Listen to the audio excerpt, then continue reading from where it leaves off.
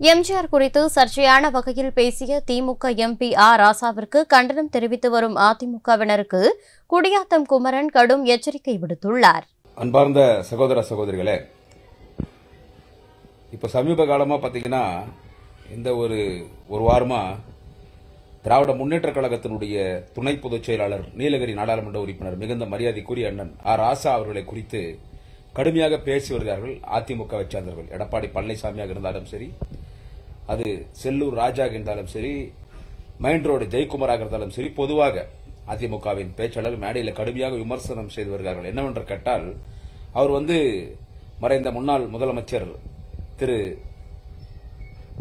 MG Ramachandran அவர்களை லூசுன்னு சொல்லிட்டாருன்னு சொல்லிட்டு பெரிய பிரச்சனை. எப்படி எம்ஜிஆர் அப்படி லூசுன்னு பேசலாம் அப்படின்னு சொல்லி பெரிய பிரச்சனை பண்ணி எடப்பாடி பழனிசாமி இஷ்டத்துக்கு பேசுறாரு.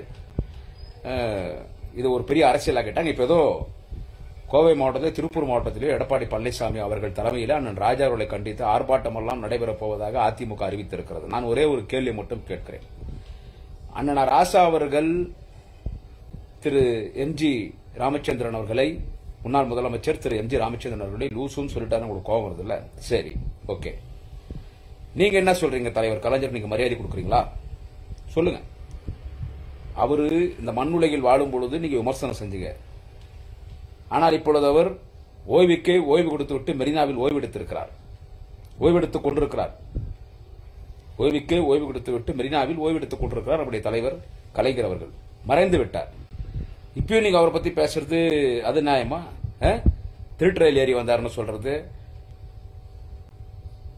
இதெல்லாம் ரொம்ப நியாயமா? நீங்க என்ன பாத்தீங்களா? போய் விலகு பிடிச்சிக்கலாம். நீங்க அவர் திருட்டுறையில் ஏறி வந்தாருன்னு.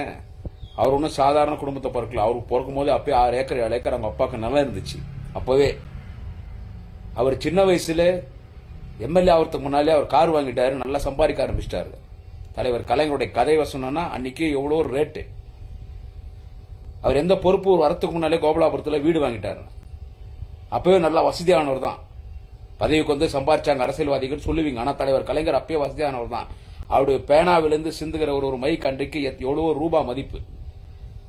அவர் வசதியா இருந்தவர் தான். அவரை பத்தி நீங்க திருட்டுறையில் ஏறி வந்தாருன்னு பேசுறது, அவர் குடும்ப வாழ்க்கையை பத்தி பேசுறது, அவர் குடும்பத்தை பத்தி பேசுறது, அந்த மெயின் ரோடு ஜெயக்குமார் இருந்தாலும் பேசுறாரு, கலைஞர் சமாதிக்கு யாரும் போறதே இல்லை, அதனாலதான் பேனா வைக்கிறாங்க அப்படின்னு பேசுறேன். நியாயமா அது?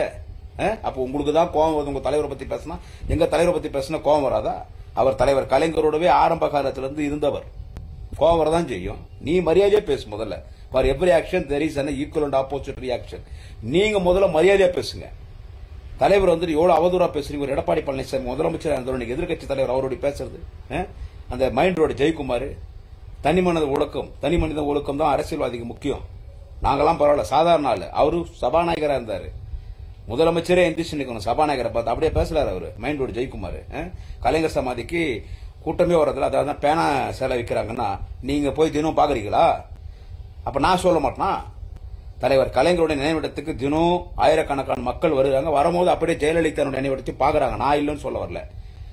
கலைஞருடைய நினைவிடத்தை பார்க்க வரும்போது ஜெயலலிதா நினைவிடத்தை பார்த்துட்டு போறாங்க. அங்க கலைஞருடைய நினைவிடம் ஜெயலலிதாவுடைய சமாதி பக்கத்தில் தலைவர் கலைஞருடைய நினைவிடம் கட்டிய காரணத்தால் தான் ஜெயலலிதா சமாதியை 4 பேர் பார்க்கறதுக்கு போறாங்க. இப்படி நினைச்சு சொல்றது எவ்வளவு நேரம் ஆகும்? அதுல பேசும்போது பார்த்து பேசணும். நீங்க என்ன வேணாலும் பேச. ஆனா என்னன்னு கேட்டா, உங்க மேல வழக்கு போட்டு உள்ள தள்ளுறது இல்ல, எங்க மேல வழக்கு போடுறாங்க. ஆளுங்கட்சி அந்த அம்மா, அந்த பொண்ணு உங்க கட்சியுடைய கொள்கை பொறுப்பு துணை செயலர் நடிகை விந்தியா இஷ்டத்துக்கு பேசுறாங்க. என்ன அவங்க பேச்சா பேசுறாங்க? அந்த அம்மா பேசுறது, அந்த பொண்ணு என்ன பேச்சு பேசுது? அந்த பொண்ணு மேல கேஸ் இல்ல. அந்த பொண்ணு நான் பேசிட்டேன்னு என் மேல கேஸ், வாரண்ட், அரெஸ்ட் பண்றதுக்கு போலீஸ் திமுக ஆளுங்கட்சியா இருக்கும்போது. ஆனா உங்க மேல கேஸ் தான். நீங்க இப்படி எல்லாம் பேசுவீங்க. அது கோவப்பட்டு அவர் பேசினார். நீங்க இனிமே பேசாதீங்க. இனிமேல நீங்க தளபதியை பேசுறீங்களா? நாளை தமிழகத்தை ஆளப்போகிற தலைவர் ஒரு தமிழ்நாட்டினுடைய குடிமக்கள், ஒரு தமிழ்நாட்டு வீட்டுக்கும் செல்லப்பிள்ளை, தமிழர்களின் வீட்டு பிள்ளை மாண்புமிகு உதயநிதி ஸ்டாலினை பேசுறீங்க. பேசுறது பதில் சொல்றதுக்கு ஆளுகிறாங்க. அவங்களும் சொல்லுவாங்க, நாங்களும் சொல்றோம். அதனால எம்ஜிஆர் பேசணும். முதல்ல நீ தலைவரை பேசாத. சர்க்காரியா கமிஷனை பத்தி பேசுறது, சர்க்காரியா கமிஷன் போட்டது எம்ஜிஆர் அவரே அதை கழிச்சிட்டு போயிட்டாரு. சர்க்காரியாவே இதுல ஒண்ணு இல்லைன்ட்டாரு. ஊழல் குற்றச்சாட்டில் தலைவர் கலைஞர் கைது செய்யப்பட்டு தண்டனை பெற்று ஜெயலலிதா போல் முதலமைச்சர் பதவி இழந்திருக்கிறாரா? சொல்லுங்க. ஆனா ராஜா பத்தி பேசுறீங்க. 2G கேஸ், சூஜி கேஸ் காங்கிரஸ் ஆட்சியில தான் போடப்பட்டது. பிஜேபி ஆட்சியில அந்த கேஸ்ல ஒரு குற்றம் பட்டவன் வெளியே வந்துட்டார். அதை பத்தி பேசுறது கலைஞரை எவ்வளவுலாம் அவதூறா பேச முடியுமோ அதெல்லாம் பேசுறது, அந்த பேச்சு 4ஆம் தர பேச்சாளர்களை வச்சுன்னு அப்படிலாம் பேசும்போது அப்பதான் அண்ணன் ராஜா போன்ற தலைவர்கள் பேசத்தான் செய்வார்கள். எனவே நீங்க பேசாதீங்க. நீங்க பேசாம இருந்தீங்கன்னா யாரும் பேச மாட்டாங்க. நீங்க அப்படியெல்லாம் பேசும்போது அப்படி கழகத்தின் முன்னணி தலைவர்கள் பேசதான் செய்வாங்க. என்னை போன்ற கழகத்தினுடைய உணர்வாளன் பேசதான் செய்வோம். எனவே எம்ஜிஆர் மட்டும் தலைவர் இல்ல, எம்ஜிஆரையே திமுக உறுப்பினராக்கினவர் தலைவர் கலைஞர் தான். தலைவர் கலைஞருடைய கதைவசனத்தில் எம்ஜிஆர் நடித்த காரணத்தால் அவர் ஒரு ஸ்டார் ஆனார். எம்ஜிஆர் கலைஞருடைய கதைவசனம் வந்து ப்ரொடியூசர் வந்து உங்க கதைவசனம் படம் எடுக்கணும் ஆனபோது எம்ஜிஆர் வேணா வேற யாரும் நடிகர் போன போது கலைஞர் சொன்னார், எம்ஜிஆர் என் கதைவசனத்தை அவர் நடிச்சாதான் நான் கதைவசனத்தை உங்க சினிமாக்கு எழுதுவாங்க, எழுத மாட்டார். கலைஞருடைய கதைவசனம் வேண்டும் என்பதற்காக அன்றைக்கு தயாரிப்பாளர்கள் மறைந்த முன்னாள் முதலமைச்சர் திரு எம்ஜிஆர் அவர்களை கதாநாயகனாக அந்த படத்தில் நடிக்க வைத்தார். கலைஞருடைய புரட்சிகரமான கதைவசனத்தை புரட்சிகர தலைவர் கலைஞருடைய புரட்சிகரமான கதைவசனத்தை எம்ஜிஆர் சினிமாவில் பேசிய காரணத்தால் புரட்சி நடிகரானார், அரசியலில் புரட்சி தலைவரானார். அவரை திமுக உறுப்பினராக்கிய தலைவர் கலைஞர். அவர் அறிஞர் அண்ணாவிடத்தில் அறிமுகம் செய்தவர் தலைவர் கலைஞர். அவரை திமுகவில் சட்டமன்ற உறுப்பினராக்கிய தலைவர் கலைஞர். அவரை சிறு சேமிப்பு குழு துணைத் தலைவராக்கிய தலைவர் கலைஞர். அவரை கழகத்தின் பொருளாளராக்கிய தலைவர் கலைஞர். பிறகு அறிஞர் அண்ணா மறைவுக்கு பிறகு அவருக்கு முதலமைச்சர் பதவி ஆசை வந்தது.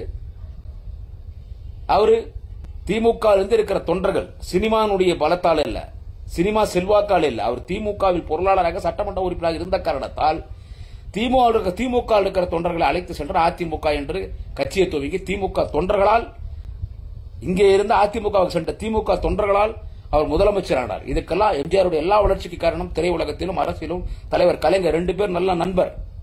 அதனால நீங்க அதிமுக பேசும்போது பார்த்து பேசுங்க. நீங்க மரியாதையா பேசினா மிகுந்த மரியாதைக்குரிய கழகத்தின் முன்னணி தலைவர் நான் ராஜா போன்றவர்கள் மரியாதையா பேச போறாங்க. நீங்க இஷ்டத்துக்கு கண்ணாம பொண்ணான தலைவர் கலைஞர் பேசும்போது கோபம் தான் வருது. செய்திகளை உள்ளது உள்ளபடி தெரிந்து கொள்ள ரெஃப்ளெக்ட் நியூஸை சப்ஸ்கிரைப் பண்ணுங்க.